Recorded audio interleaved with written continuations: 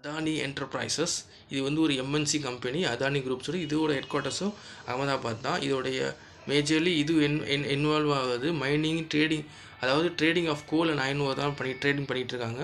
அது இல்லாமல் airport operations, edible oil, அதாவது oils, road, rail, water infrastructure இது எல்லாமே பண்ணிகிட்டு இருக்காங்க. சோலார் மேனுஃபேக்சரிங் பண்ணிகிட்டு இருக்காங்க.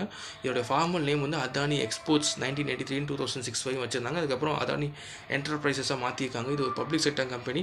பிஎஸ்சி அண்ட் என்எஸ்சியில் லிஸ்ட்டாக இருக்குது. 1993 2 மார்ச் ஸ்டார்ட் பண்ணி 32 வருஷமாக கம்பெனி ரன் ஆகிட்டு இருக்கு. ஃபவுண்டர் வந்து கௌதம் அதானி. இது வேர்ல்டு வைட் சர்வீஸ் பண்ணிகிட்ருக்காங்க. இப்போ எம்டி வந்து ராஜேஷ் அதானியாக இருக்கார்.